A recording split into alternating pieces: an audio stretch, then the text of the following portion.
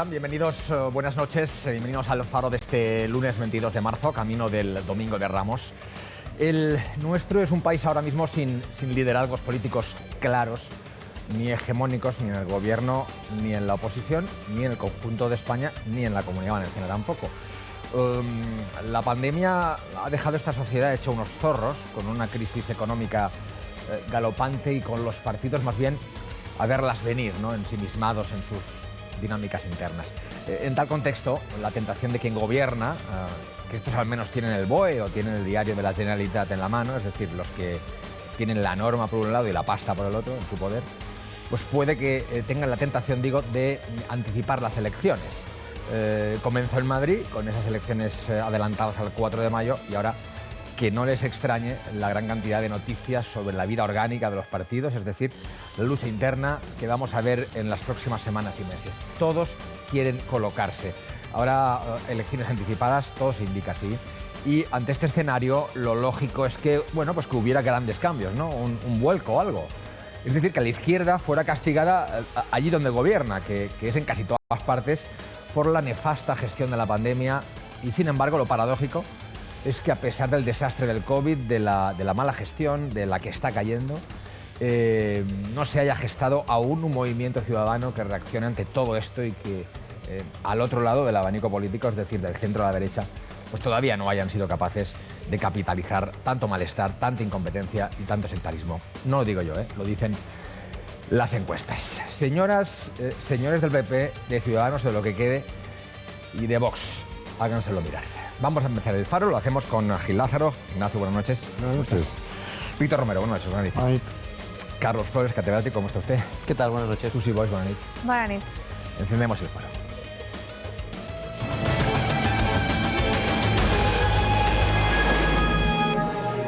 Bueno, pues vamos a esa idea, ¿no? Ese run cada vez más evidente de que va a haber una cadena de adelantos electorales que nos va a decir a que seamos llamados a consultas más pronto de lo que debiéramos, tanto en el resto de España como en la Comunidad Valenciana, después de los últimos sucesos de mociones de censura y de desastres varios, esas elecciones en Madrid, que son el 4 de mayo, y esas mociones no natas en Castilla y León hoy y la semana pasada en Murcia. Ignacio, ¿eres de esa idea? ¿Crees que habrá elecciones adelantadas? Si estamos hablando de elecciones generales, sí, pero yo creo también hablo de generales, claro, y también de las autonómicas valencianas. Si estamos hablando de elecciones generales, yo creo que no, salvo que se produzca una ruptura absoluta y total de Podemos con Sánchez. Pero sería un escenario, ¿para qué? Desde la perspectiva del interés particular de ambas formaciones políticas y todas aquellas que las circundan como aliados desde la izquierda. Para el interés general de España, evidentemente, poder volver a dar la palabra a los ciudadanos y que los ciudadanos escogieran qué rumbo de futuro quieren tener, sea en una dirección o en otra, pero que escojan los ciudadanos, pues a mí sí que me parecería conveniente, pero no lo veo. Y en cuanto a la Comunidad Valenciana, yo creo que a Chimo Puig le ha volado por los aires esa previsión táctica de poder recurrir algún día a Toni Cantó a Ciudadanos si le hacía falta como cambio de pareja de baile, y a partir de ahí el gobierno entra en una inestabilidad, desde mi punto de vista, más notable que la que venía arrastrando ya en los últimos tiempos, en donde las peleas internas entre el Botánic eran manifiestas. Y por tanto, en cualquier momento se puede producir esa situación. Pero creo que, desde luego, unas elecciones generales, unas elecciones autonómicas ahora en la Comunidad Valenciana servirían probablemente como las generales para aclarar el panorama de decisión de voluntad de los ciudadanos, pero desde el punto de vista de lo que ha sido la afirmación tradicional del Botánic, de este Botánic 2 desde que se constituyó, sería un absoluto reconocimiento del fracaso, porque el señor Puig no ha hecho más que repetir que su gobierno era un gobierno sólido y que las cosas se están haciendo muy bien. No parece que esa sea la percepción que tiene la gente. Seguramente no planteo que haya elecciones inmediatas, sino adelantadas de su fecha habitual. Es decir, yo creo que tocan el 23 al 22, ¿no? Víctor, ¿qué opinas? A ver, yo creo que a nivel de generales, la salida de Pablo Iglesias del gobierno, contrariamente a lo que algunos piensan, yo creo que le da más estabilidad al gobierno. Creo que el perfil de Yolanda Díaz es distinto al de Pablo Iglesias. Yolanda Díaz es una ministra muy centrada en la gestión, ¿no? Desde su perspectiva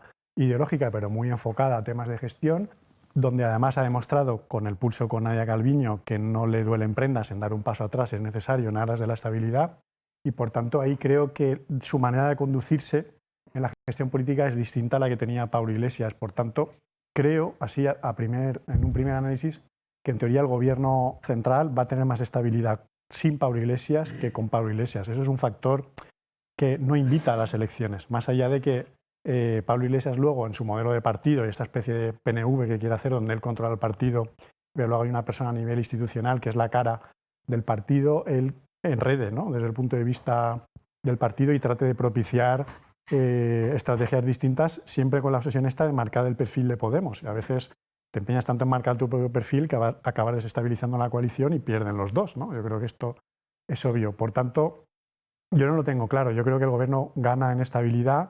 Vamos a ver qué pasa en Madrid, también en las elecciones de Madrid. Yo creo que van a ser claves. Si Ciudadanos logra entrar el 5% y se convierte en bisagra, vamos a ver qué pasa, porque vamos a ver si Ayuso sigue o no como presidenta. Si Ayuso sigue como presidenta, solo lo podrá ser, por lo que dicen las encuestas, con el respaldo de Vox. Y por tanto esto va a generar una imagen de que el Partido Popular depende de Vox para todo lo que haga.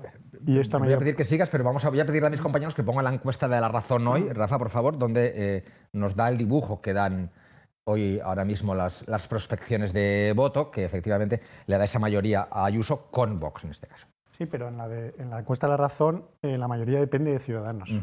Si Ciudadanos no entra, seguramente, por el efecto D'Hondt, PP y Vox sumarán mayoría absoluta. Si Ciudadanos entra, Ciudadanos tendrá la llave. Y Ciudadanos viene de una operación de OPA hostil, claramente, del Partido Popular, que se puede cobrar de venganza a la cabeza de Ayuso. Vamos a ver.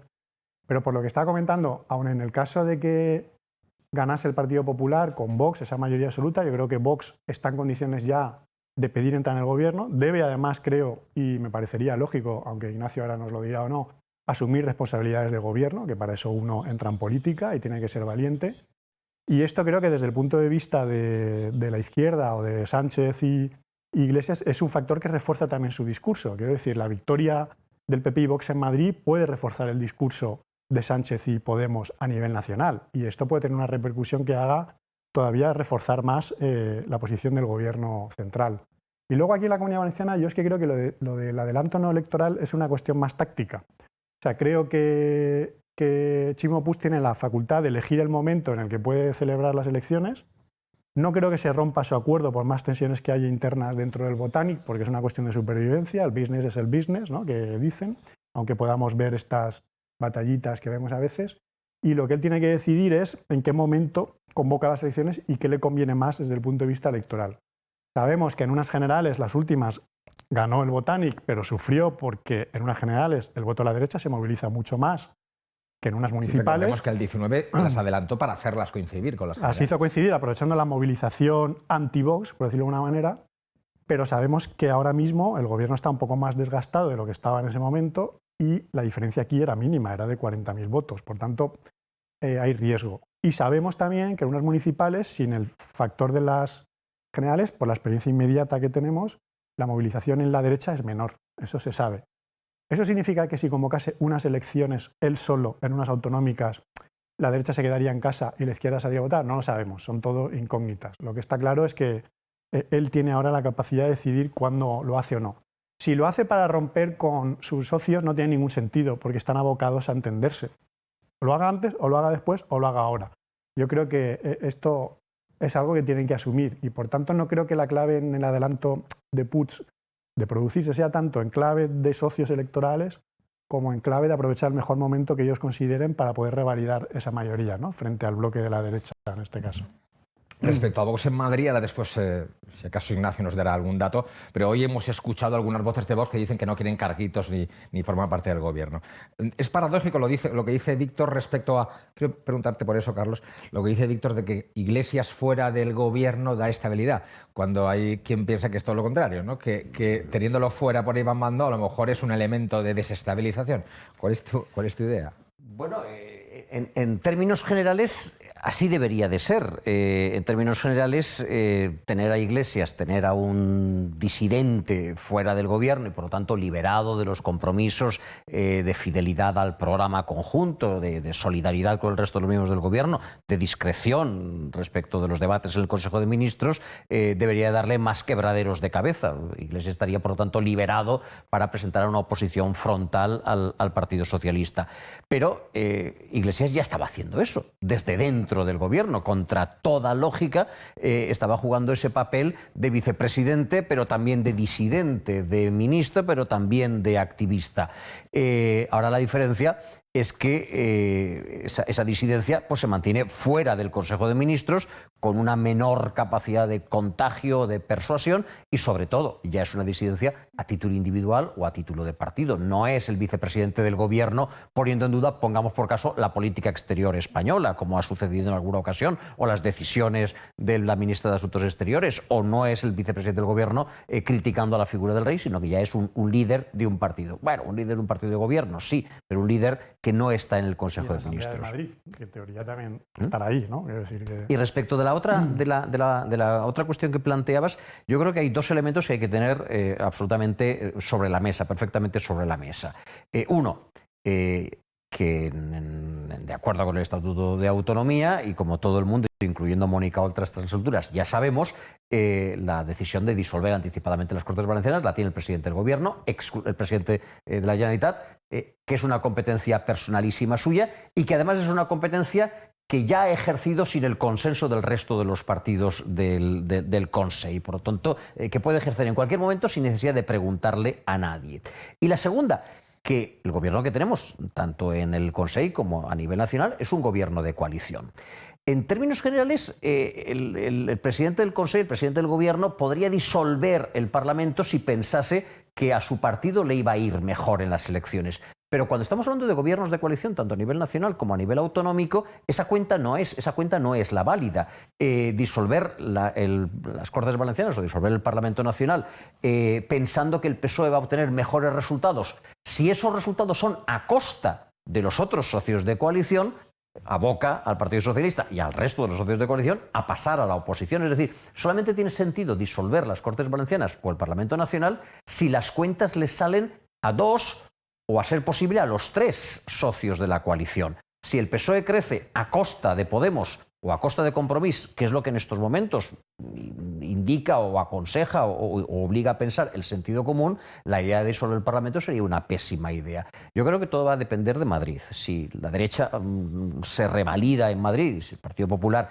crece de manera exponencial, la izquierda va a entender que un adelanto electoral en Valencia, en Madrid o en cualquier otro sitio va a ser suicida y va a intentar gobernar como pueda, como los boxeadores noqueados, incluso agarrándose a sus socios de coalición para no caer el uno encima del otro hasta el final de la legislatura. Madrid en el foco. Ahora vamos a poner algunas declaraciones importantes que hemos escuchado hoy. Antes, Susi, tu primer planteamiento, tu primer análisis. Sí, bueno, yo creo que viendo los últimos acontecimientos cualquier cosa puede ocurrir, pero centrándonos en la situación que nos encontramos más cercana a la Comunitat Valenciana, yo coincido en que efectivamente yo no veo un adelanto electoral porque no tendría un sentido. El sentido sería revalidar de nuevo el Botànic, porque todos sabemos y descartamos ya cualquier gobierno que pueda ser en mayoría absoluta, con lo cual, ¿qué sentido tendría adelantar unas elecciones cuando no tenemos todavía las vacunas, cuando no han llegado todavía los fondos europeos? Es decir, el clima no es propicio para mejorar, en todo caso, o para mantenerse o incluso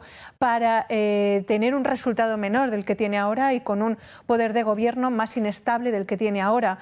También yo creo que dependerá de la acción que a nivel general se quiera hacer en el Estado. Es decir, si hay un adelanto electoral a nivel estatal, ahí Ximo Puig sí que valorará si le interesa más ir, como fue en las anteriores elecciones, un poco al rebufo de lo que estaba ocurriendo a nivel estatal y que sea el Partido Socialista el que le arrastre, con lo cual también coincido con Carlos que ahí puede tener un mayor resultado el PSPB, pero a costa de Compromís, o que pueda esperar a coincidir con las municipales para que su socio de gobierno, Compromís, pueda tener mucha mayor representación representación política. También, que esa experiencia no la conocemos.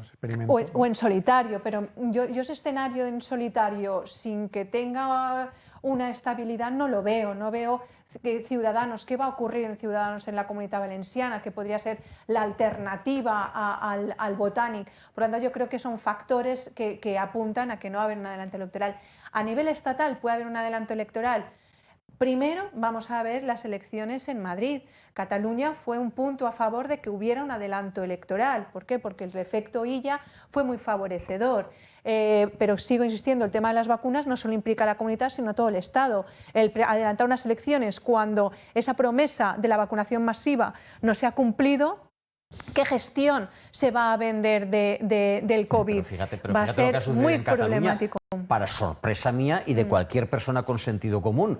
El que ha multiplicado sus resultados es el que venía de hacer la peor gestión imaginable como ministro de Sanidad. Es decir, con perdón, pero la capacidad que tenemos los españoles de abstraernos de la realidad y de la gestión a la hora de ordenar nuestro voto es absolutamente increíble. Es que ese resultado le favorece mucho a Pedro Sánchez a la hora de tomar una decisión para hacer un adelanto electoral. Pero que tú estás diciendo de que sería suicida convocar unas elecciones cuando el COVID está todavía sobre la mesa. Pues no sé qué decirte. Es decir, con esa capacidad que de Ayuso en Madrid, en la Comunidad de Madrid.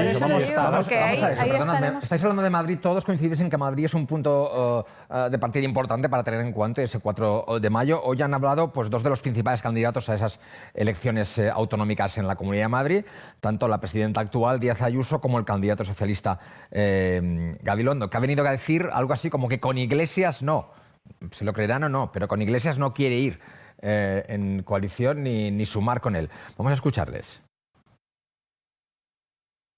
Pablo Iglesias. Es odio, el estilo odio. Ángel Gabilondo. Bueno, es afable, entendimiento. Rocío Monasterio. No sabría decirte. ¿Y eso? No sé, nunca lo he pensado. Bueno, pues una persona con la que en muchas ocasiones me he entendido y otras muchísimas no. Edmundo Val. Desconocido por completo. Mónica García. Y Mónica García es odio 2. Es la mujer que nos ha señalado con el dedo como si llevara una pistola. En todas sus intervenciones siempre está regañando a todo el mundo. En fin, no sé. Si tuviese que pactar, ¿con quién? Pues mire, con Ciudadanos y con Más Madrid, por ejemplo. Digo que no por ejemplo, es lo que yo querría, es lo que quise en el 2019. Planteadas las cosas como están siendo planteadas, yo no digo a Podemos, planteadas las cosas como están, en este clima de confrontación, de extremismo, yo no quiero eso. ¿Prefiere con Iglesias? No. Prefiero con Iglesias no, prefiero con este Iglesias no. Con este Iglesias no. Quien quiera. Yo creo que esto, mucho más que un anticipo de lo que querría hacer en el caso de gobernar, es un torpedo directo a la línea de flotación de Sánchez. Es decir, yo no sé qué cuitas internas tendrá el señor Sánchez con el señor Gabilondo y viceversa. Pero dicen que Gabilondo está totalmente manejado por una Moncloa ya en este momento. Pues, esta declaración desde luego es un torpedo directo a la línea de flotación de Sánchez, que tiene en este momento a Iglesias como vicepresidente del gobierno, que lo sigue teniendo y que tiene además ese pacto de coalición con Podemos. Segunda consideración, yo no creo que la salida de Iglesias vaya a dar estabilidad al gobierno. Va a darle tranquilidad cotidiana, es decir, el que no haya esos sustos, cabreos, enfrentamientos, broncas en el minuto a minuto de todos los días. Pero me da la sensación que si se cumplen lo que pueden ser las previsiones de Iglesias, el gobierno va a estar en una situación mucho más inestable. Porque primero, yo dudo que Iglesias se vaya a quedar en la Comunidad de Madrid. A mí me da la sensación que el tránsito hacia la Comunidad de Madrid no es más que hacia una estación de paso para situarse definitivamente donde quiere situarse, que es en el Congreso de los Diputados, sin el lastre de ser vicepresidente del Gobierno y pudiendo actuar en comandita fundamentalmente con Esquerra Republicana y con Bildu para crearle desde fuera una presión muy importante al Gobierno, que es la única forma, además, de poder recomponer el espacio que tiene. Y finalmente... Igual lo sabes mejor, pero creo que es incompatible tener los dos escaños, ¿no? Es que yo digo que no, yo estoy convencido que no va a tomar... Es absolutamente, no va a tomar posesión, es absolutamente... Pero no tiene que... reglamentariamente creo que no tiene que dejar uno para coger el otro. No, vamos a ver. Hasta el momento mismo...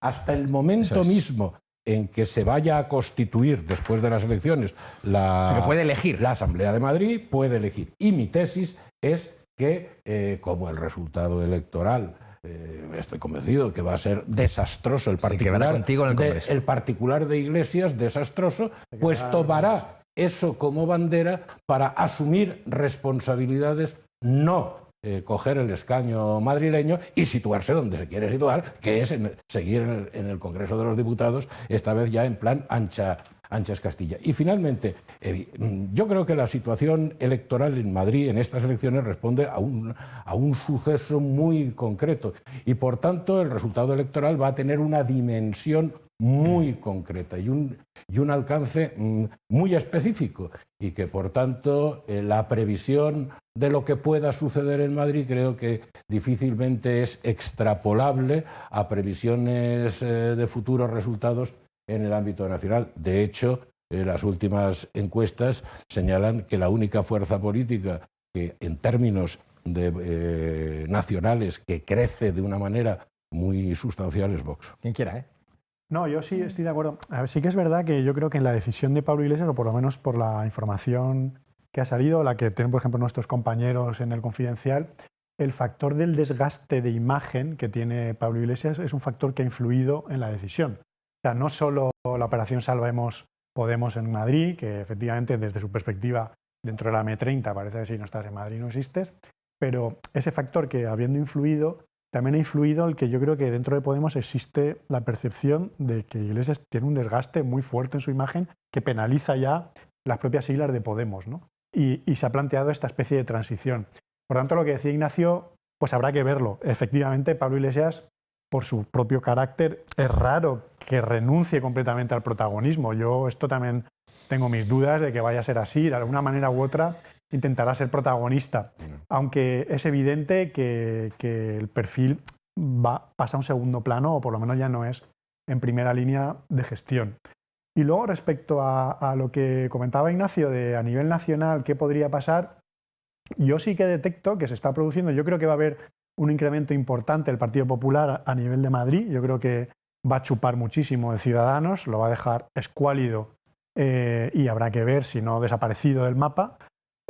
Coincido con Ignacio en que Vox está en crecimiento, aunque me da la sensación de que a lo mejor Ayuso frena ese crecimiento en la Comunidad de Madrid. Por eso decía el significado puntual del... Pero creo que ese es un fenómeno que, como él dice, hay que constreñirlo a Madrid, ¿vale? Porque hemos visto cómo en Cataluña el Partido Popular se ha convertido en un partido prácticamente residual, como en el País Vasco es un partido prácticamente residual, y habrá que ver en el resto de territorios donde tiene bastante implantación cómo se engulle, ¿no?, digamos, el resultado de Madrid. Yo creo que también sería precipitado concluir que porque el PP ha crecido mucho en Madrid, va a crecer mucho a nivel nacional. Yo creo que esto hay que cogerlo también con pinzas. Dos intervenciones más antes de ir a otro tema. Desde luego tampoco veo a Pablo Iglesias en la oposición en la Asamblea de Madrid. La verdad, quedaría ya totalmente anulada su imagen.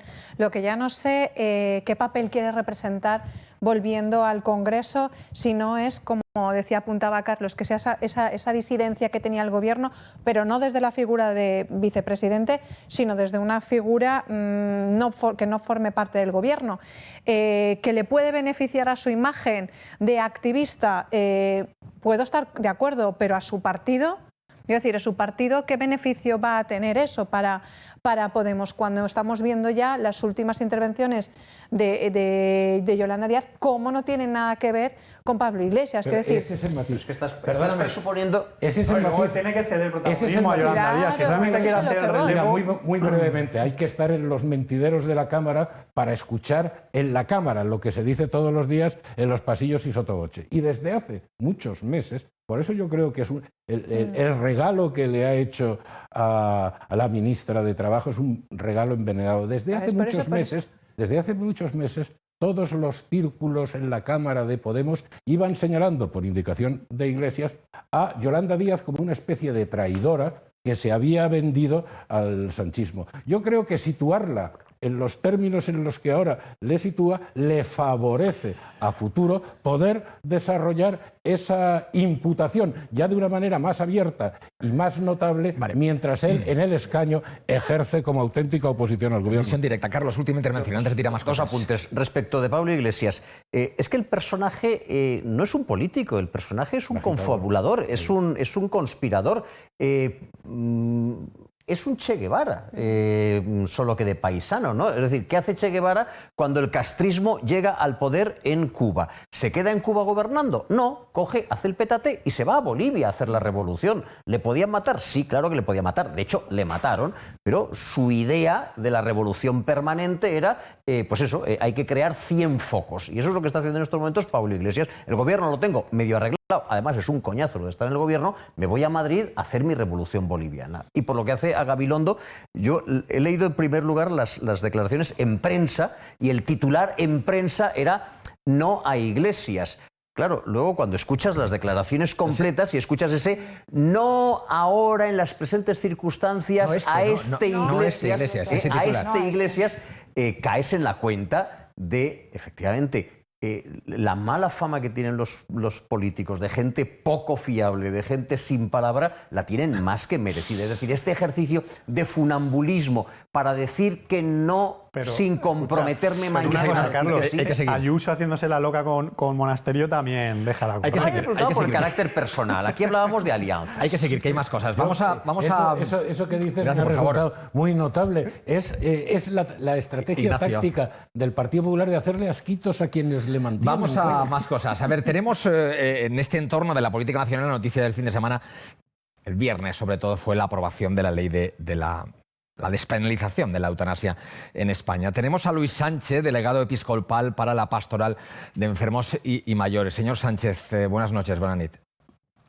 Buenas noches, buenas noches. Pasa a España a formar parte de un club muy reducido. La pregunta es si era necesario. No, no era necesario en absoluto. Ha pasado a España a formar parte de ese pequeñísimo grupo de países que prefieren que la persona que sufre sea eliminada antes que dar un sentido y una solución al sufrimiento del enfermo, del anciano, del necesitado. No es, desde luego, una decisión acertada, sino todo lo contrario. Nosotros la vemos con un gran dolor, un gran sufrimiento, valga la redundancia, y un gran pesar. España ha pasado a formar parte de un pequeñísimo grupo de países en los que prima otras consideraciones antes que la vida y la dignidad de la vida humana. Usted coordina a los curas, a los capellanes que se encargan de, que desarrollan su labor en los hospitales, que es un entorno ahora especialmente sensible, habitualmente, pero ahora más que nunca. ¿Cómo acompañar a aquellos que lo están pasando tan mal como alguien en este tipo de riesgo? El acompañamiento siempre se hace de la misma manera. Ante todo, mucho amor, mucha esperanza y mirando siempre a los ojos de la persona. El sufrimiento que palpamos en los hospitales o en las residencias de ancianos, en las casas y en los domicilios, es siempre el sufrimiento de la persona. Y para tratar ese sufrimiento, ante todo, hemos de mirar a la persona como lo que es. Un ser humano que necesita ser oído, acompañado, escuchado, tranquilizado y al que se le debe dar una palabra de amor y de esperanza. Lo más importante que necesita una persona es sentirse querida y protegida. Si uno se siente querido, ayudado, acompañado y ve que el sistema sanitario, los profesionales y los capellanes están con él, siempre llevará mejor esos momentos finales de la vida, esos momentos de gran sufrimiento. Precisamente en este caso, la religión, la espiritualidad, tiene la gran misión de dar un sentido a ese sufrimiento y hacer que se alivie de alguna manera. Hay que cuidar al que sufre, mostrándole ante todo que no está solo en ese sufrimiento, sino que todos estamos con él y que todos estamos participando también de su mismo dolor, de su mismo pesar y de su misma angustia. ¿Y cómo se hace? ¿Cómo se coge de la mano a alguien que está ante esa tesitura y para quien a lo mejor la eutanasia es una solución? La eutanasia es la última solución para quien no tiene ninguna esperanza. Pero recordemos que hay otras alternativas a la eutanasia, como son los cuidados paliativos o la atención integral al enfermo, los cuidados sociosanitarios. En España hay un enorme déficit de cuidados paliativos. Faltan muchas plazas de residencias de ancianos, de dependientes. Faltan muchos recursos domiciliarios para atender a este tipo de personas. Precisamente los cuidados paliativos y en el último extremo la sedación paliativa, cuando ya el sufrimiento es intolerable, son alternativas para la persona que sufre. Pero además que sí que se le puede coger de la mano. El tacto físico, la escucha activa, la empatía con el enfermo, le hacen un gran bien. Lo que el enfermo necesita en estas circunstancias es sentirse acompañado, sentirse querido y sentir como nosotros podemos aliviar. Los dolores físicos se pueden aliviar prácticamente en su totalidad. Y los dolores espirituales, el sufrimiento emotivo, sí que se puede aliviar de una gran manera con el acompañamiento, la emoción y el cariño, la ternura y el amor. Lo de tocar las manos del enfermo es muy importante. No olvidemos que la sensibilidad profunda es lo último que pierde un enfermo antes de morir. Luis Sánchez, delegado episcopal para la Pastoral de Enfermos y Mayoras. Gracias por estar en el Faro esta noche. Buenas noches, buena nit. Buenas noches, buena nit. ¿Queréis añadir algo sobre esta cuestión, sobre la aprobación el viernes de la eutanasia en el Congreso? Como estuve allí, me pareció un espectáculo lamentable los casi 4 minutos de aplauso final por parte de los grupos de la izquierda una vez se aprobó eso. Yo creo que no existe un derecho a la muerte. Yo creo que la vida humana es indisponible por nada ni por nadie. Por eso, por ejemplo, es profundamente inmoral e ilícita la pena de muerte. Creo que además esta ley de eutanasia lo único que marca es una profunda regresión en el sistema y una profunda discriminación. Regresión porque demuestra que el sistema es incapaz en este momento o simplemente no existe voluntad política por parte de los gobernantes en este momento para impulsar de verdad un sistema de calidad extensivo, universal, de cuidados paliativos. Y es profundamente discriminatoria porque al final, a falta de eso, se condena a hacer uso de esta eutanasia a aquellas personas que están en una situación de sufrimiento terrible, pero que no pueden disponer, por no tener la economía privada suficiente, de poder disponer de unos cuidados paliativos que a lo mejor otros sí que pueden disponer en el ámbito privado. Y finalmente decir que yo como diputado y mi grupo, el grupo parlamentario Vox, ya anunció en el pleno, en el momento previo a la votación, que en el momento en que estemos en disposición de poderlo hacer por gozar de una mayoría propia o participar en una mayoría, derogaremos esta ley. Y esta semana mismo, además, presentaremos recurso de inconstitucionalidad ante el Tribunal Constitucional. 3 intervenciones cortas más, quien quiera. Estoy bastante de acuerdo con el párroco en el sentido de que hay que acompañar a las personas hasta el final, ¿no? Y hay que dar todas las posibilidades posibles a la persona para paliar el sufrimiento, que hay ocasiones en que es terrible, ¿no? Y estando de acuerdo en todo esto, ¿no? Desde el punto de vista del acompañamiento, en el caso de las personas que sean cristianas o católicas, si lo desean por un párroco, pero no es, digamos, una situación generalizada o unánime, hay gente que no es creyente y tiene derecho a tener otro tipo de acompañamientos.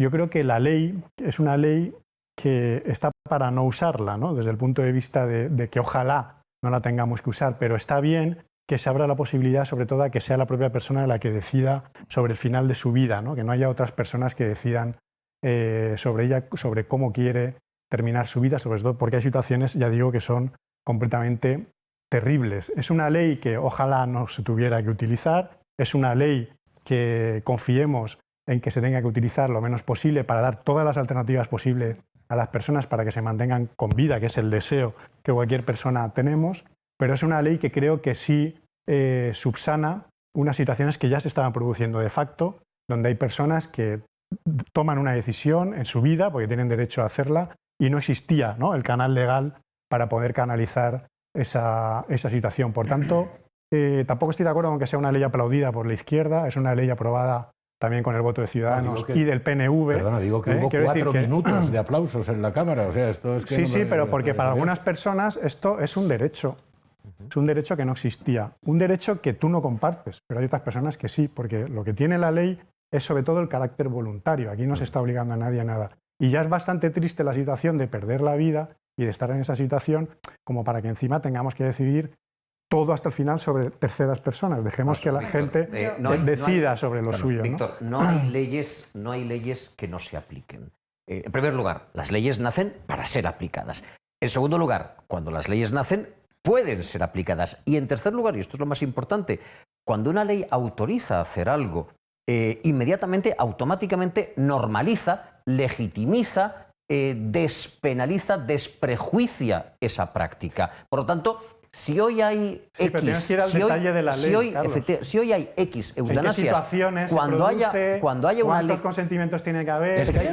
Pero si hoy hay eutanasia como antes, cuando había aborto, si hoy hay eutanasia como antes, cuando había aborto ilegal, a partir de la legalización se multiplicarán el número de abortos y se multiplicarán el número de eutanasias. No va a ser una ley que nos gustaría que no fuese aplicable más que en casos extremos. No, al contrario, hará mucho más normal, mucho más habitual la práctica de la eutanasia y acabará aplicándose a gente que en otras circunstancias habría optado por alguna otra de las vías que ha mencionado, alguna otra que se nos pudiese imaginar. Eso en primer lugar. Y en segundo lugar, ya que hemos hablado tanto durante estos meses de oportunidad, hemos dicho, estamos en plena pandemia y hay una moción de censura, estamos en plena pandemia y a esto se les ocurre manifestarse. Pues mira, la mayor muestra de inoportunidad es legislar sobre la eutanasia, es decir, sobre la muerte voluntaria, en un momento, en un año, al final de un año, en el que tantísimos españoles han muerto involuntariamente. Y muchos de ellos porque este sistema de cuidados paliativos, este sistema de cuidados en residencias, no ha funcionado debidamente. Es la supina inoportunidad. Yo creo que hay que poner mucho el foco en lo que apuntabas ya, Carlos, que creía que ibas por ahí, el tema de la voluntariedad, ¿no? Esa voluntariedad no tiene que estar viciada, esa voluntariedad tiene que ser libre, tomada libre y voluntariamente por la persona, ¿no?, que quiera hacer práctica de esa eutanasia. Donde hay que mejorar es precisamente ahí, ¿no?, que sea totalmente libre. Si no hay una alternativa, no va a ser libre, es decir, vas a tener que elegir entre vivir con sufrimiento o directamente morir, con lo cual yo creo que para que, más que aplicarla, porque aplicarla se va a aplicar, lo que hay que hacer es dotarla de mecanismos para que esa voluntariedad sea verdaderamente libre. Si yo no tengo cuidados paliativos, ¿vale?, como apuntaba el párroco, no tengo elección. Mi única elección es o sufrir o morir. Ante eso puede tener. ¿Va a ayudar a que haya más cuidados paliativos? Yo creo que por tanto, para mí, si no se le dota una primera, esa de medios necesarios para que eso sea voluntario y otra de información suficiente para que se pueda gestionar. En todas las autonomías tenemos regulada la ley de muerte digna, pero no sé si alguno habéis intentado hacer alguna gestión de testamento vital, pero no hay asesoramiento. Hay un simple registro donde se rellena un formulario, se presenta, sin información, sin valorar ni explicarte a qué te estás asumiendo con ese testamento vital. Quiero decir, hay que reforzar, por una parte, esa voluntariedad libre, dotando de medios suficientes, pero por otra parte, informando qué estamos haciendo en ese momento, porque a lo mejor el concepto no lo tenemos claro. La ley habla de eutanasia, ha dejado fuera el suicidio asistido, porque mucha gente tiene en mente que va a poder recurrir al suicidio asistido y no está incluido en la ley. Claro. Es decir, que esa información hay que tenerla clara. Es decir, una persona tetrapléjica no va a poder pedir el suicidio asistido con la ley actualmente. Quiero decir que creo que hay en torno a la ley una desinformación que perjudica muchísimo al ciudadano y más en la situación en la que estamos, como apuntaba Carlos, que la gente se está muriendo. Si queréis apuntar algo más, pero muy breve, por favor. Víctor le preguntaba a Carlos, ¿y cómo sabes que se va a producir o que se puede producir todo eso que está relatando? Sencillamente por la experiencia. Es decir, lo que ya lleva años sucediendo en hoy Países Bajos, antes Holanda, que ha puesto en una verdadera tesitura a los poderes públicos y están hoy viendo cómo pueden dar una marcha atrás. Entre otras cosas, porque junto con la aplicación, digamos, pública de la ley se ha abierto toda una industria, cuanto menos éticamente cuestionable. En segundo lugar, mira, el problema de esta ley es que, como bien decías, hay que ir a la letra y a las posibilidades que la letra de la ley abre. Y entre otras, la más grave es que otros pueden decidir por el enfermo en determinados supuestos. Y yo termino, diciendo... Pero es que eso no es verdad, Ignacio. Tienes que decir la verdad. Es que está... Pero es que no es verdad eso. Bueno, Víctor, sí que es verdad. Terceros pueden decidir que no se aplique la ley. Pero no deciden que se aplique. Que se aplique, que se aplique. Si el paciente tiene que pedirlo 4 veces. Si el paciente no es consciente, los representantes legales pueden solicitarlo. Esa puerta, ese consentimiento, digamos, indirecto, no directo, del paciente está recogido. Y finalmente yo termino diciendo, hombre, es muy sangrante que a quienes tienen que ser agentes principales en la aplicación de esta ley, los médicos, se les invierta la prueba. Es decir, en vez de decir, oiga, si usted es médico y quiere, apúntese para practicarla, en vez de decir eso, que sería lo más coherente, se le dice, no. Si usted no quiere practicarla, apúntese que ya vamos a hacer a la izquierda la objeción de conciencia le parece un derecho hasta que llega al poder. Y yo termino diciendo una cosa. Yo soy católico y practicante. Pero desde luego el análisis no es una ley de la izquierda. El análisis que hago de esta ley es una ley apoyada por Ciudadanos y por el PNV también. No es una ley de izquierdas exclusivamente. Desde mi punto de vista personal como católico practicante, es una ley no compartida por los católicos, por muchos católicos, y yo lo entiendo. Y de la filosofía del derecho y de la cohesión del ordenamiento jurídico. Porque si se admite que alguien puede disponer de su vida, ¿por qué al final? ¿Por qué en una situación extrema? ¿Por qué no cuando a partir de tener 18 años y libremente? Nos vamos a ir, que tenemos una conexión importante de vuelta para hablar de vacunas. Ahora volvemos, hasta ahora.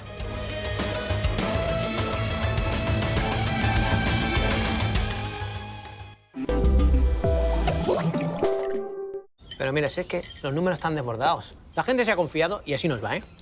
Que, por cierto, tu colesterol alto, ¿cómo va? Pues con la que está cayendo ni me lo he mirado. Pues poca broma. El colesterol alto es la causa del 60% de las enfermedades del corazón. Danacol te lo reduce en solo 3 semanas. Que Danacol funciona, hombre. Chiqui, ¿sabes lo que hace que sepan tan bien? Son sus ricos cereales, mieles especiales y huevos también. Chiquilín, chiquilín, en rica siempre serán así. Chiquilín, chiquilín. Y ahora tus chiquilín cereales milenarios con harina de centeno y espelta. De Artiach. Cuando nocilleas, pasan cosas como estas. Con un sándwich calentito, pringas fijo. Y por un croissant, lo dejas todo. Nocilla sin aceite de palma. Por eso tiene 35% menos de grasas saturadas. ¿Nocilleamos? Nos espera un gran futuro, lleno de nuevas ilusiones con sabor a victoria. Nos lo merecemos y vamos a conquistarlo con todas nuestras fuerzas. A ponerle corazón. Y como la gran familia que somos, lo haremos juntos, sin dejar a nadie atrás. Porque cuando hay hambre de alegrías, nada puede parar a una familia. Vamos a comernos el mundo. El Pozo. En 2040, España puede ser uno de los países más secos. Pero hoy en día ya hay familias sin acceso al agua y por eso debemos evitar malgastarla. Conocemos el valor del agua. Y si hacemos pequeños cambios podemos ahorrar miles de litros. Evitemos prelavar a mano. Con Finish Quantum Ultimate puedes conseguir nuestra mejor limpieza y brillo sin necesidad de prelavar. Y de toda el agua que ahorremos, Finish y Banco de Alimentos donarán hasta 200.000 litros. Por un futuro con agua, Finish. En pocos años has cambiado tu forma de moverte por la ciudad, de comunicarte, de salir de compras, de pagar. ¿Por qué no iba a cambiar tu forma de beber agua? Ahora con tu agua, la solución de filtrado de Global Omnium y Brita, beber agua filtrada es tan fácil como abrir un grifo, ahorrando hasta 500 euros al año, evitando cargar con botellas desde el súper para después almacenarlas, consiguiendo así reducir el uso de plásticos, con la garantía de Global Omnium y la tecnología innovadora de Brita. Llama al 900-861-500 o entra en www.tuagua.es.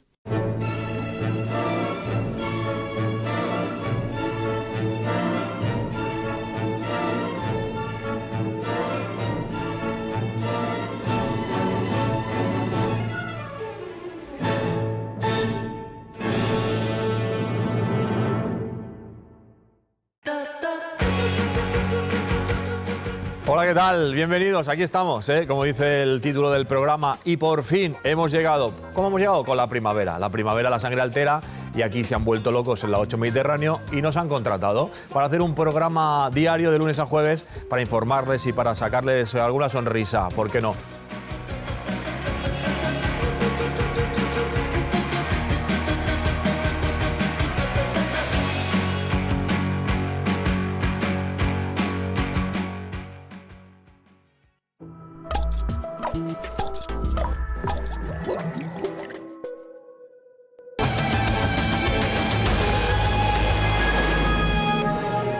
Recuperamos la sintonía del Faro. Vamos a hablar de vacunas con un médico que es el doctor Rafael Ortiz, presidente de la Sociedad Española de Medicina Preventiva.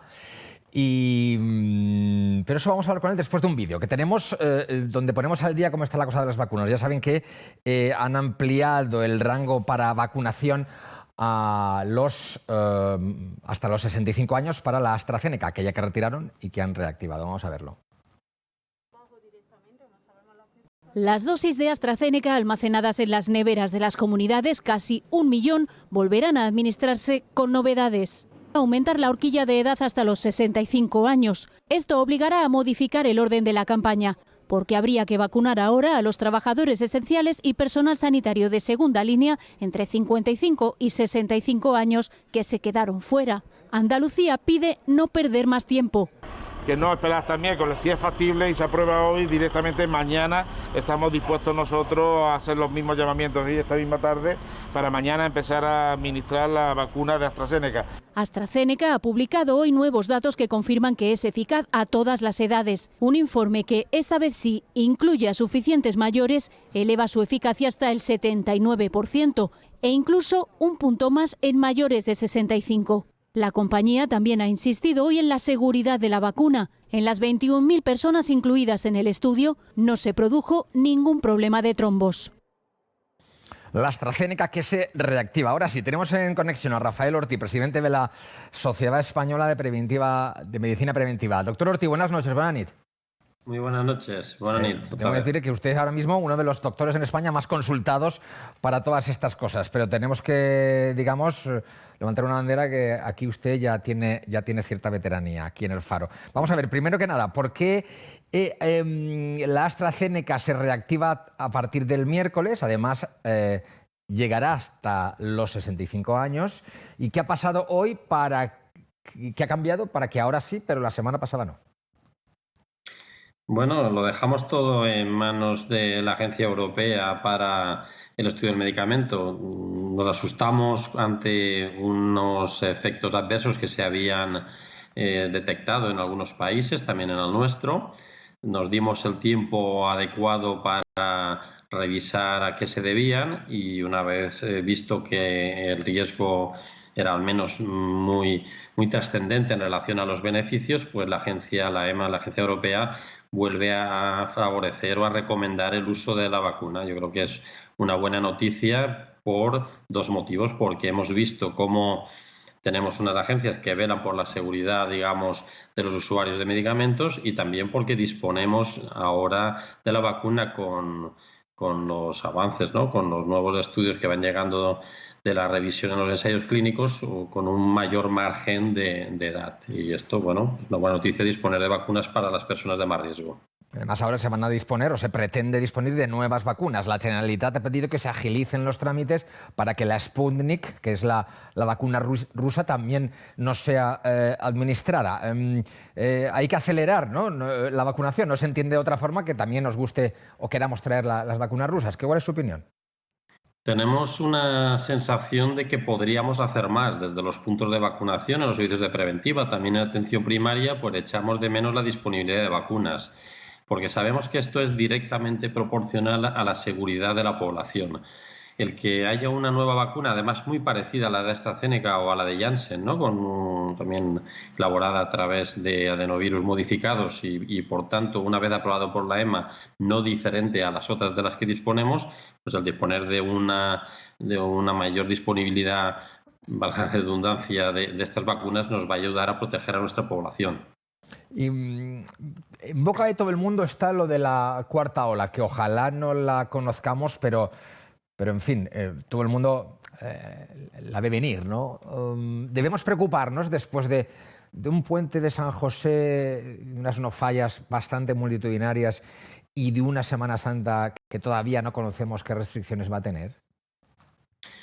Pues mira, la sensación, a diferencia de lo que ocurrió en diciembre, que era mala, porque desescalamos con 200 por 100.000 en la Comunidad Valenciana, yo creo que no se hizo nada buena gestión.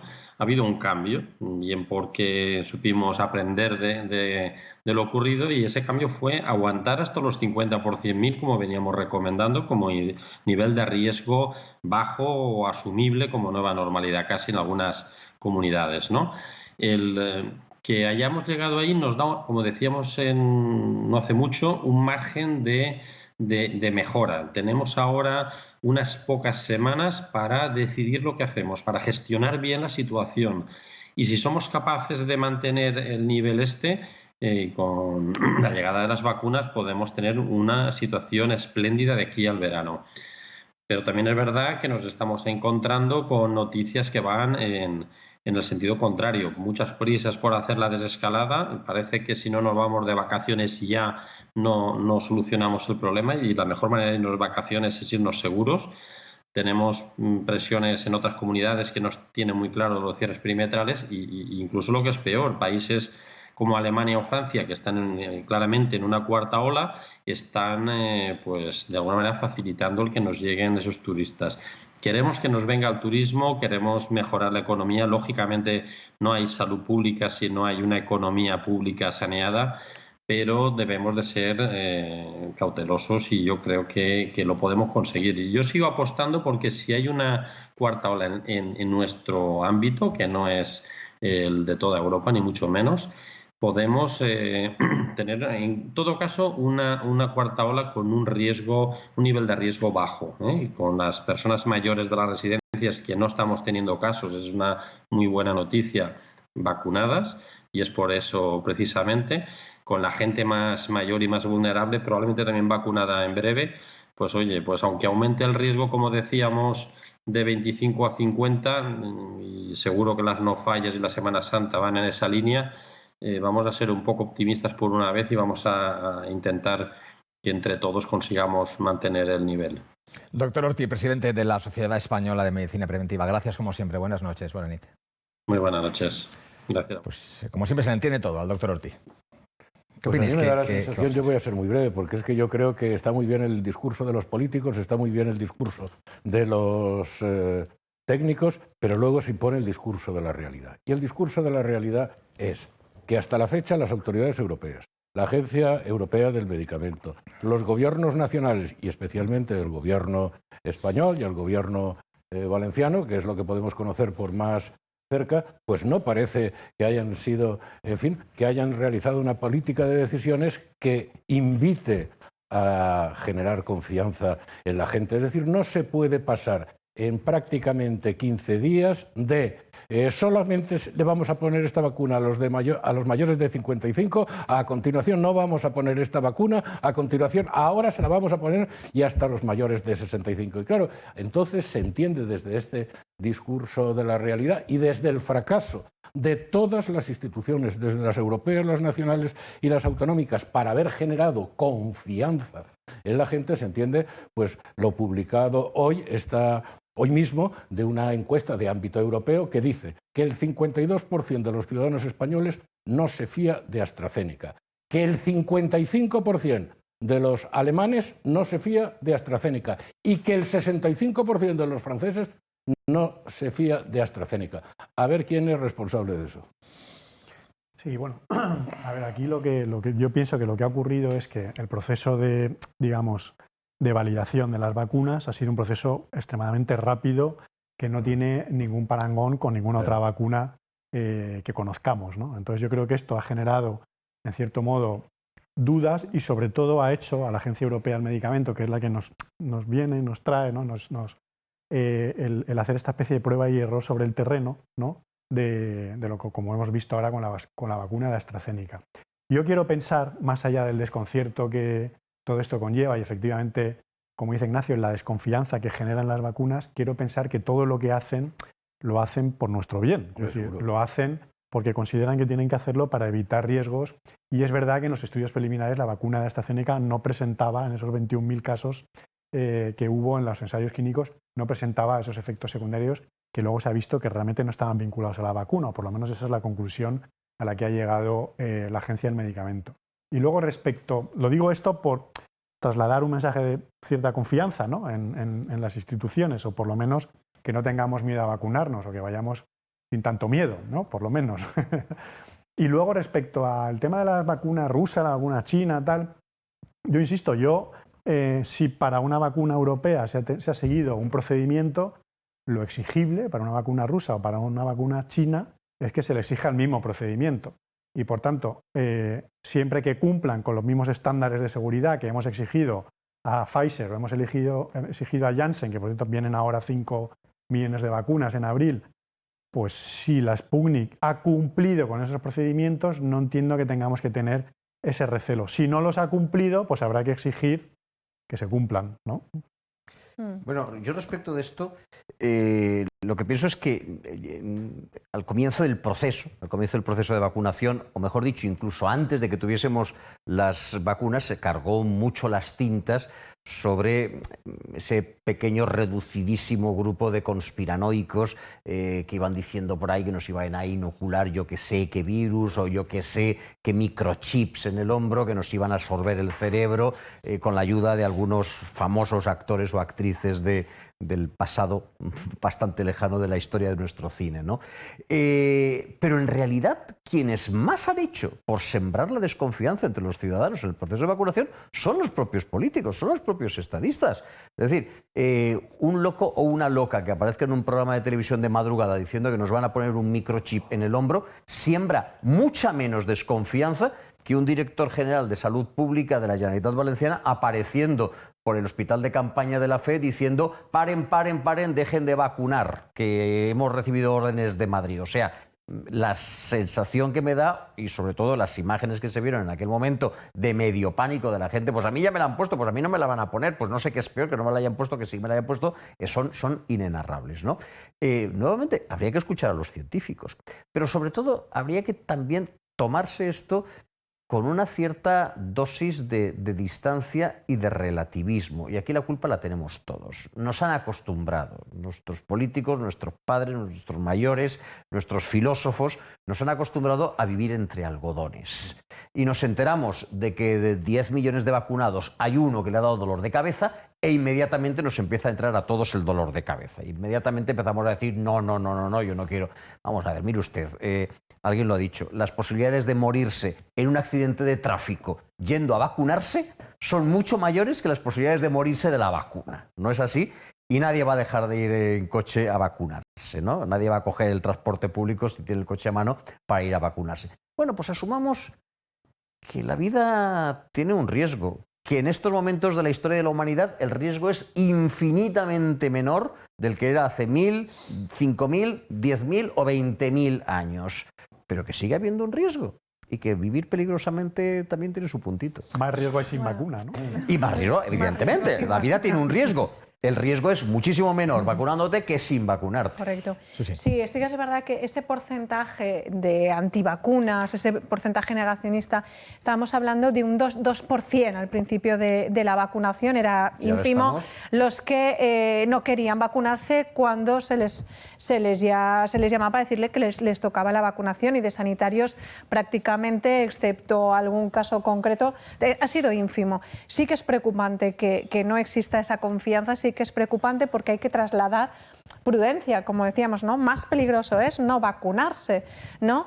Y yo creo que ahí, aparte de los políticos, que es su gestión y su trabajo en comunicación, también todos los que formamos parte, ¿no? Tenemos que trasladar esa prudencia. Cuando hablamos de esa vacuna tan rápida, tan acelerada, ¿no? Creo que hay que explicar mucho más por qué se ha llegado a esas cotas, a esos tiempos, ¿no? ¿Qué inversiones se ha hecho? Se ha trasladado toda la inversión global para que eso se llegue a término. Todos esos avances oncológicos que se han utilizado para sacar en un tiempo récord las vacunas. ¿Por qué? Porque ese tiempo récord los escépticos lo han utilizado precisamente en contra de la vacuna. Nada para valorar esa gestión de investigación que se ha hecho y cómo los investigadores se han volcado totalmente para hacer esa vacunación, y se está utilizando la inversa. Yo creo que ahí ha habido un fallo de comunicación muy peligroso, porque puede llevarnos a que en esta parte de la vacunación nos encontremos que ese 2% pueda subir. Mientras sea ínfimo, no será preocupante, pero el problema de si no llegamos a cotas de vacunación es que los no vacunados sí que provocan que haya un índice de inmunidad mucho menor. Sé que queréis seguir hablando de esto, pero hoy tenemos muchas cuestiones que abordar. La siguiente está en la frontera entre aquello, ¿no? La prensa del corazón, si no fuera porque es un exponente de un drama mucho más generalizado, y hablamos de los malos tratos y de la violencia de género. Les hablamos de una cuestión de la que seguramente han oído hablar ustedes en las últimas horas. Telecinco está emitiendo una serie documental de varios capítulos sobre Rocío Carrasco. Ayer se estrenó y la hija de Rocío Jurado vino a decir que sufrió malos tratos físicos y psicológicos por parte de quien era su marido y que intentó suicidarse. Bien, todo esto ha elevado el tono en el ámbito del debate sobre esta lacra, que es la violencia de género, hasta que incluso ha intervenido la ministra de Igualdad. Vamos a escucharla. Cuando una mujer da el paso de contar una experiencia de maltrato, como decía en esos tuits, puede ser cuestionada, puede ser ridiculizada, y eso muchas veces supone un proceso de revictimización, es decir, se expone a esa mujer a tener que revivir de nuevo para dar explicaciones, para enfrentarse a ese cuestionamiento, esas experiencias y esas situaciones de maltrato que ha vivido, aunque hayan pasado hace mucho tiempo, ¿no? Y yo creo que un elemento muy importante es ese relato sobre la mala madre, ¿no? Sobre cómo diariamente ha vivido con esa idea hecha pública y a través de los medios de comunicación en todo su entorno, en toda España, de que es una mujer que es una mala madre, ¿no? Sin conocer su relato y sin conocer su historia. Bueno, pues después de esto, incluso después de la intervención de la ministra, que ha terciado en esta polémica, convirtiéndola ya en un asunto político, más allá de un programa de televisión en una cadena como Telecinco, pues se ha producido una tormenta de tuits de todos los partidos políticos. Han intervenido y han terciado en esta cuestión. No sé, Irene Montero aquí como vemos, pero algunos no. Mientras nos vamos viendo, Susi, ¿qué opinas de esta cuestión? Rocío Monasterio, por ejemplo, hoy Media España ha entendido lo que es el síndrome de alienación parental. Lo sufren miles de niños, unos víctimas de padre, otros de madre. Susi. Sí, bueno, yo la verdad es que creo que nadie puede negar que la violencia que se está ejerciendo dentro del entorno familiar y especialmente hacia la mujer es la lacra de nuestra sociedad. La oportunidad que ha tenido Rocío Carrasco de poderlo relatar públicamente, de que ahora haya una movilización social y política, no está al alcance de todas las mujeres, eso hay que tenerlo claro. Si ello provoca un paso más, una mejora en todo lo que es la gestión a nivel desde la policía especializada en violencia, desde los juzgados especializados en violencia, que ya los tenemos, si eso va a provocar, bienvenido sea, ¿no? Pero que efectivamente se ha expuesto una mujer públicamente a relatar hechos que verdaderamente ninguna mujer y ningún hombre tendría que relatar. A mí lo que más me preocupa es la inmediatez, y eso tiene esa doble arma, la inmediatez política en reaccionar frente a las declaraciones de Rocío Carrasco, un poco cada uno llevándoselo a su terreno ideológico.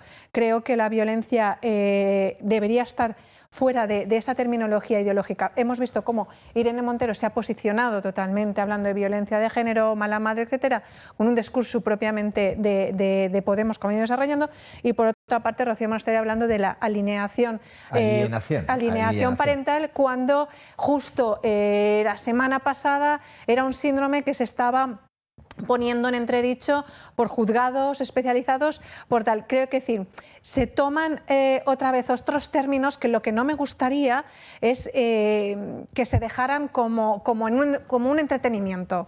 Como ahora ha salido Rocío Carrasco, vamos a hablar otra vez de cuando es algo tan sumamente serio que no podemos dejarlo a programas de entretenimiento. A mí me parece muy bien que se hable como serie documental, que se haga una escena como un documental, pero habrá que ver cómo eso lo gestionamos, cómo somos un poco más prudentes a la hora más de media docena de capítulos, por cierto. Es que claro, si a cada capítulo vamos a tener esto, vamos a tener que ir mucho cuidado, porque no estamos hablando de cualquier cosa.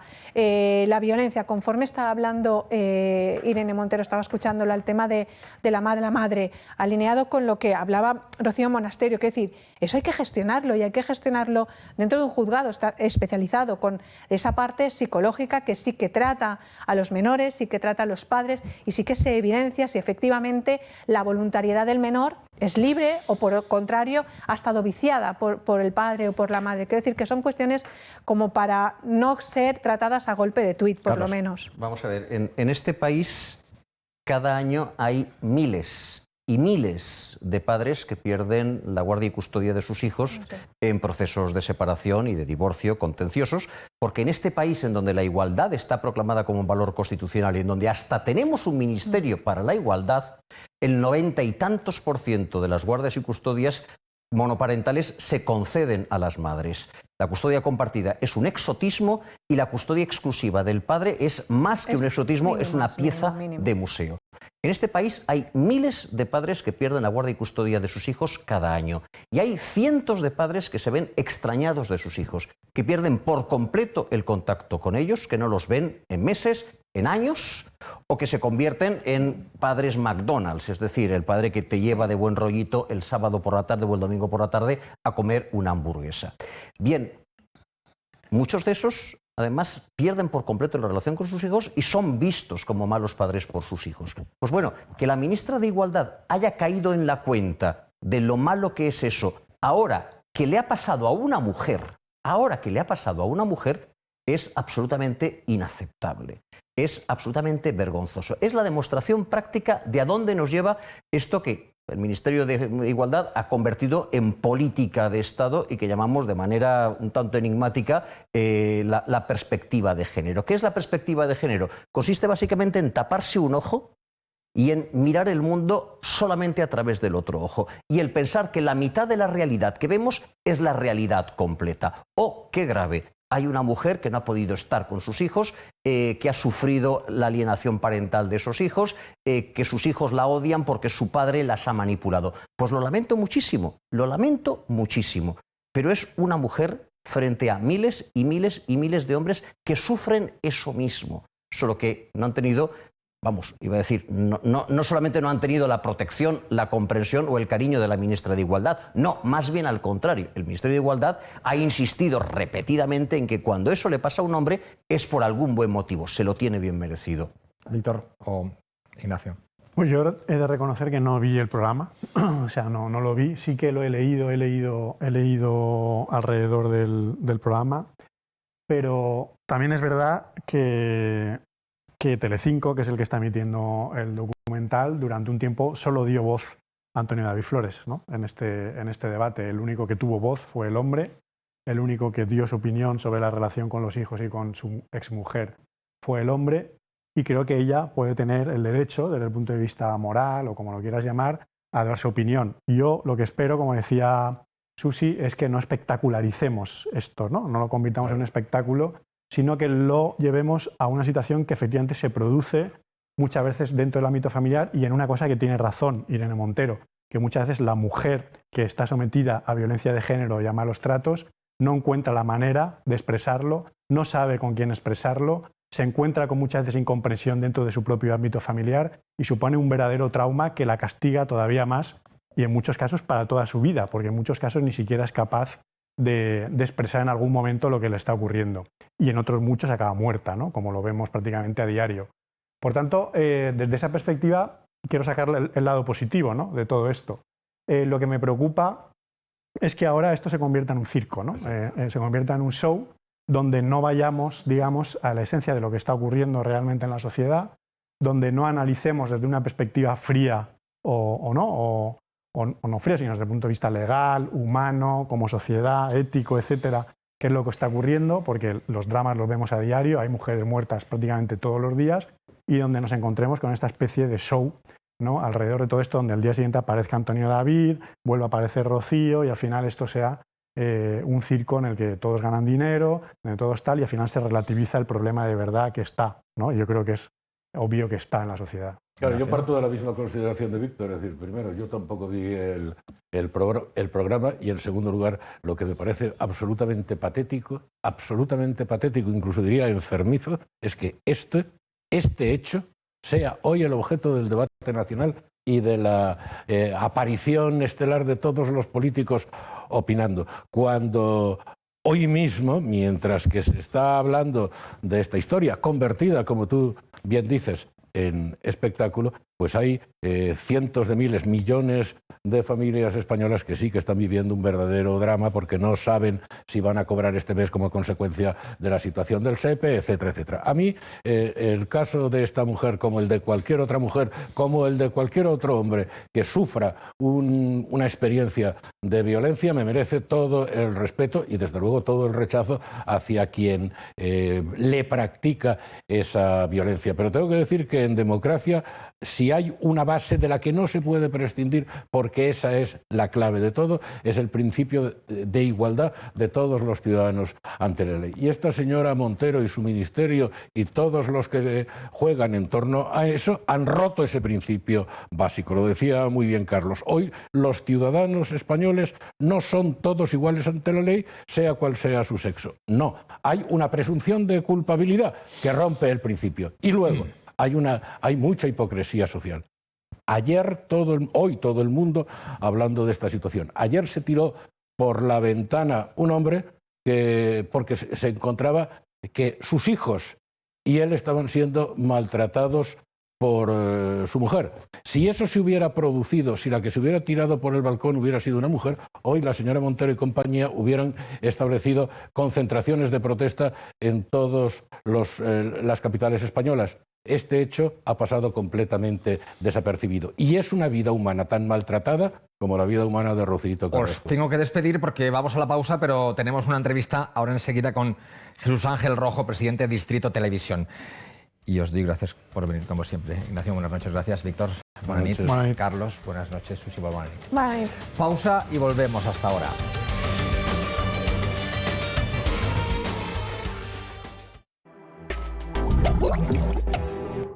Pero mira, si es que los números están desbordados. La gente se ha confiado y así nos va, ¿eh? Por cierto, tu colesterol alto, ¿cómo va?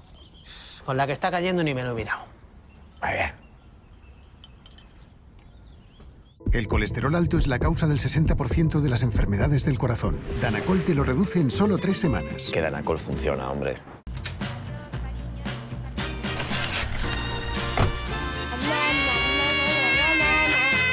Sus dibujos son grandes tesoros que no se pueden perder. Por eso Tosta Rica ha creado la aplicación Dibunube, para que puedas guardar sus dibujos para siempre. Tosta Rica, con vitaminas, hierro, calcio y dibujos que alimentan su imaginación. De Cuétara. Antes de estar en tu Colacao, estoy aquí. Tras reposar, me secan aquí, al solecito. Luego me prensan y me quedo hecho polvo. Y mezclan mi cacao natural con el resto de ingredientes y sin aditivos. Por eso hago estos grumitos tan míos. Colacao, eso tan tuyo. El show continúa. Seas como seas, hay un extra tiernos para ti. Están los extra divertidos, que piden ternura. Los extra foodies, que adoran descubrir sabores sorprendentes. Y los extra instagramers, que les apetecen me gustas. Los extra vitales, que quieren ligereza sin renunciar al sabor. Y los extra exigentes, que no se la juegan con la terneza. Todos tienen algo extraordinario que los une. Los extra tiernos. El Pozo, uno más de la familia. En 2040, España puede ser uno de los países más secos. Pero hoy en día ya hay familias sin acceso al agua y por eso debemos evitar malgastarla. Conocemos el valor del agua. Y si hacemos pequeños cambios podemos ahorrar miles de litros. Evitemos prelavar a mano. Con Finish Quantum Ultimate puedes conseguir nuestra mejor limpieza y brillo sin necesidad de prelavar. Y de toda el agua que ahorremos, Finish y Banco de Alimentos donarán hasta 200.000 litros. Por un futuro con agua, Finish. Aneu pegant una mirada al menú en el mòbil. A veure, hi ha esgarrat, pericana, figatells. Què són els figatells? Espera y te lo dic en un moment. És una espècie de mandonguilla de carn. Mira, pots escoltar la pronunciació i tot. Figatell. El valencià sempre amb tu.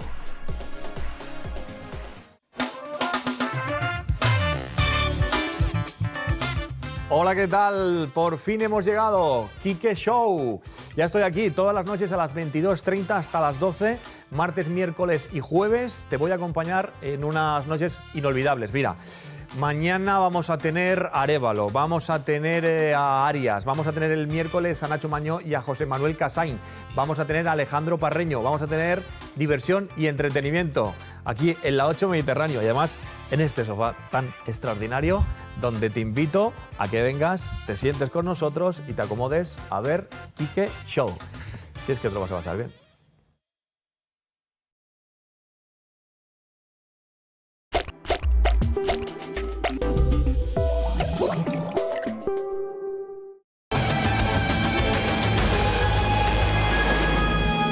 Recuperamos la sintonía del Faro. Tenemos con nosotros a Jesús Ángel Rojo, que además de analista, abogado y escritor, es presidente de Distrito Televisión. Señor Rojo, buenas noches.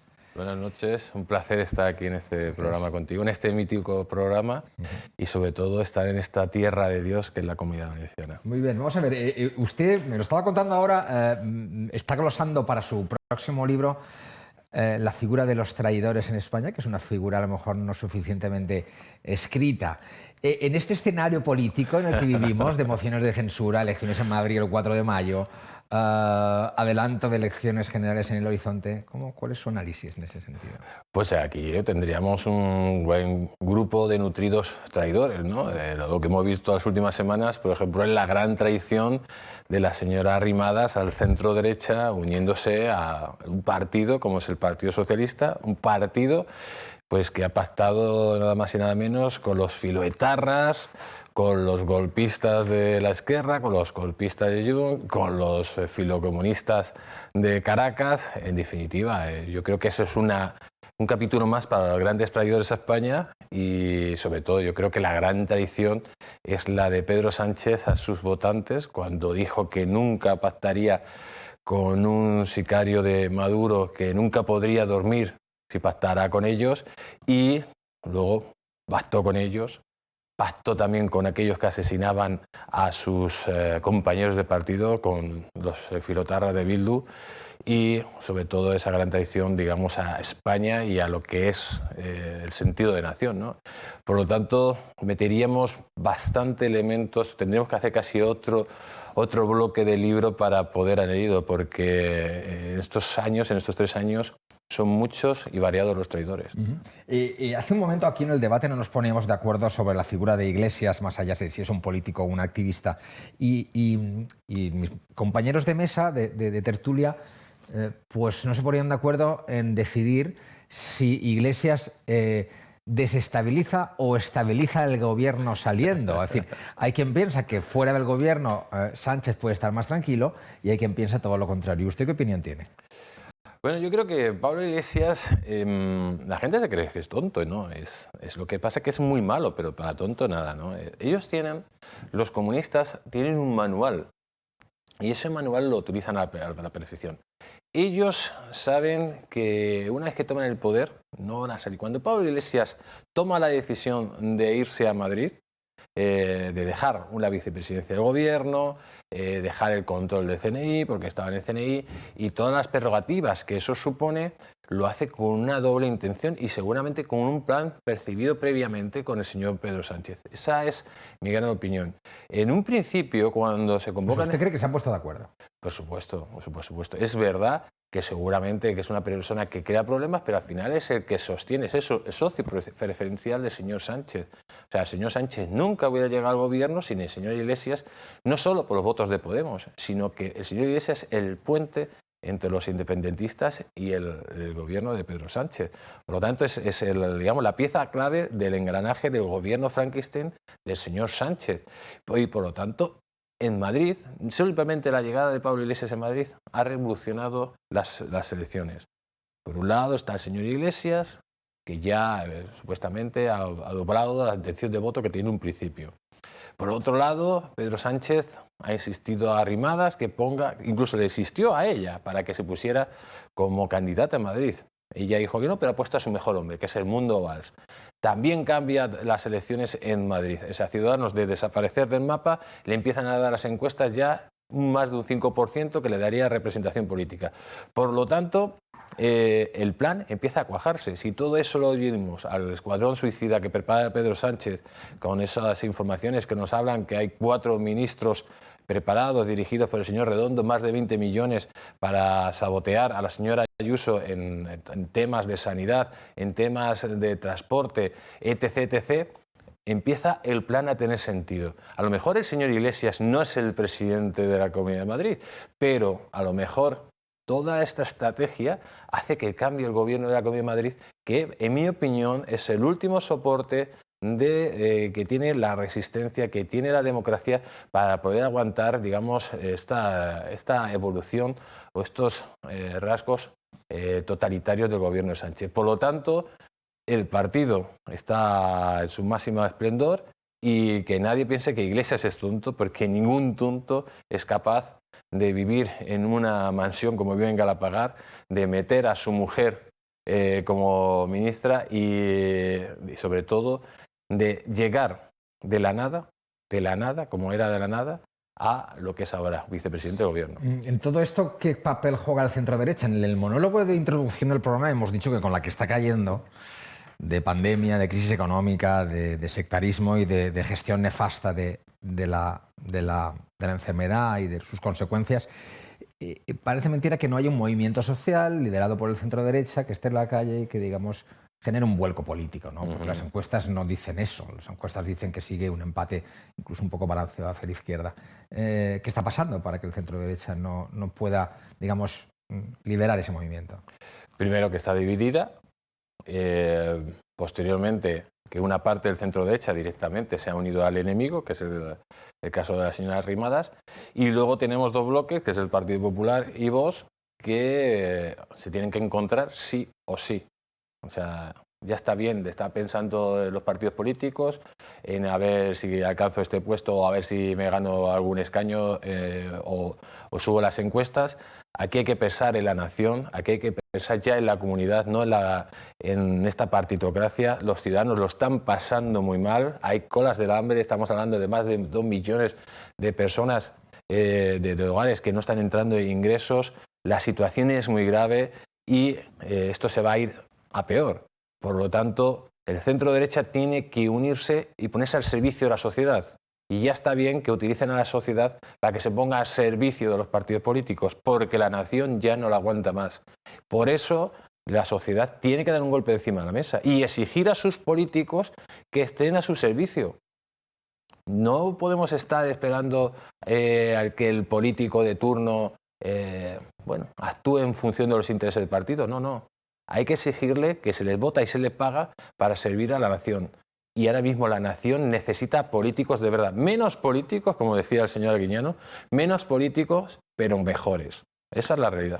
Hay mucha gente que, sobre todo el centro-derecha, lógicamente que defiende la monarquía y defiende la monarquía constitucional, pero que con la reciente actitud del monarca emérito de Juan Carlos, del rey Juan Carlos, digamos, se le ha caído un mito que forjó la democracia y la transición en este país. ¿Cuál es su opinión sobre el rey emérito y cuál es su opinión sobre el actual momento de la monarquía representada en su hijo? Bueno, tú lo has dicho, el rey emérito. Que yo sepa, el rey emérito no está imputado, no ha sido condenado por ningún delito, ni nada parecido. El rey emérito ha dado un gran servicio a la nación y además con un coste muy pequeño. Para, digamos, el presupuesto del Estado. A mí me gustaría que el señor Iglesias y, por ejemplo, la señora de Iglesias, con un coste de un presupuesto que tiene de 500 millones de euros en su ministerio, diera el mismo servicio que ha dado el rey emérito con muchísimo menos coste para la nación. El rey emérito ahora mismo está siendo utilizado como el pim pam pum de esos que quieren romper el régimen, de esos tipos que no soportan lo que fue la transición, esa unión entre hermanos después de una guerra civil para buscar un futuro común, y están utilizando para romper el sistema. ¿Y qué sistema quieren instalar estos? No quieren instalar una república, por ejemplo, como la de Francia, o la república como la república alemana o la de Estados Unidos. No, no, no. Ellos quieren una república de la dictadura del proletariado, una dictadura. Esa es la república que ellos pretenden. Y para llegar a eso y para romper el régimen y para romper la nación, necesitan destruir la monarquía. Y están utilizando al rey emérito, que por supuesto ha cometido errores, pero que yo sepa, todavía el rey emérito no ha sido condenado por ningún tribunal. Y por ejemplo, aquellos que piden la cabeza del rey emérito y piden la caída de la monarquía, como por ejemplo un partido como Podemos, el partido está imputado, la mitad de su cúpula ha estado en la cárcel y la otra mitad está imputada y seguramente que termine en la cárcel. Entonces, ¿de qué estamos hablando? Vamos a hablar sobre los hechos, y los hechos es que tenemos un partido comunista que está en el gobierno de España y que tiene, el partido está imputado y la mitad de sus miembros, estamos hablando en Madrid, un señor, en Madrid, uno de los representantes, Isa Sierra, una señora que ha agredido a la policía. El número 3 de Podemos, un tipo que ha agredido a la policía. En Podemos hay pedrastas, en Podemos hay traficantes de drogas, asesinos, como la candidata de la alcaldía de Ávila. Uno de los candidatos en Madrid, uno de las cabezas potentes en Madrid, es un tipo que formaba parte de un grupo de terroristas y que asaltaba bancos. ¿De qué estamos hablando? ¿Para qué están hablando del rey emérito? Cuando haya una prueba contundente y sea condenado, pues yo soy el primero de condenarlo. Pero ¿quién lo está condenando? ¿Quién está echando esa porquería? Aquellos que tenían que callarse. Es como los pájaros disparando a las escopetas. La ley de la eutanasia que se despenalizó el viernes forma parte de ese desmontaje de consensos que logramos en la transición, ¿o cree usted que responde a un clamor y una necesidad de parte de la población? Yo solo digo una cosa. Ahora mismo en el Código Penal, si yo te incito a ti a suicidarte, yo estoy cometiendo un delito según el Código Penal. O sea, porque la vida tiene que estar siempre protegida por encima de todo. Y están basándose en que tienes que tener una muerte digna. Ahora mismo hay una serie de tratamientos de paliativos que nadie muere sufriendo. La ley de la eutanasia es un paso más en esa degradación del ser humano y de esa política de la muerte que se lleva a la izquierda. Es siempre lo mismo. La ley del aborto, la ley de la eutanasia, no defienden, son leyes, son pensamientos de odio, pensamientos de muerte. Y esa es la realidad. Eso es lo que queremos, dejar de seres humanos para convertirnos casi en máquinas, y sobre todo que se puede utilizar de una forma pues muy peyorativa para determinadas personas. A lo mejor tú no quieres morirte y lo decide una persona porque quiere coger tu herencia. Yo creo que esto es una contradicción de pensamientos que tendríamos que examinarlo de otra forma, no desde el punto de vista que lo suele examinar la izquierda, y con esa intención de siempre de intentar llevar al ser humano a un precipicio sin salida. ¿Cree usted que Europa, y hablamos de la pandemia, cree usted que en la lucha contra la pandemia Europa ha dado prueba de lo que es decir, un grupo de países mal avenidos, no como se está luchando en Estados Unidos o en el Reino Unido, por ejemplo?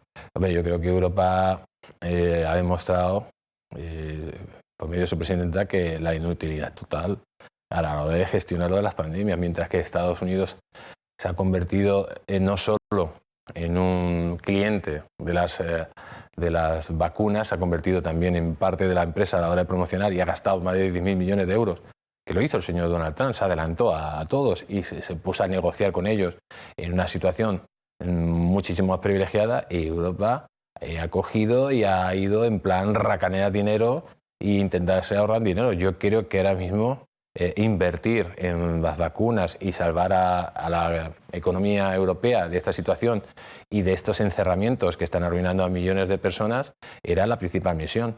Ahora se ha visto el gran error. Esto nos puede suponer, dicen que en verano tendremos prácticamente media Europa vacunada, pero es que también lo decían ahora el mes de agosto. En realidad pienso que Europa es un compendio de países que al final no están dando un servicio al ciudadano, y en este caso se ha demostrado. Y luego hemos visto también que si no tenemos vacunas, porque Europa es inútil a la hora de conseguirlas, el presidente del gobierno español tendría que haberlos buscado por otro lado, cosa que no ha hecho, o por lo menos dejar a las comunidades autónomas buscarlas. Pero al final, uno por otro, la casa sin barrer.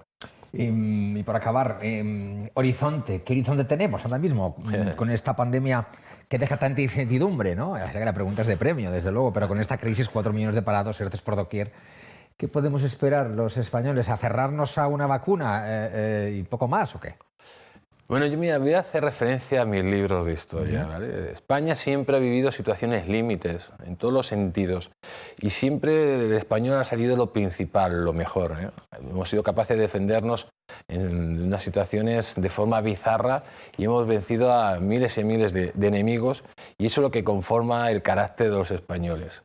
Nos pasó en el año 96, cuando el país estaba arruinado, la seguridad social estaba arruinada, parece que no entrábamos en la Unión Europea, no cumplíamos ninguno de los requisitos, y al final hicimos una revolución y entramos, nos convertimos en el país que más empleo creaba de toda Europa.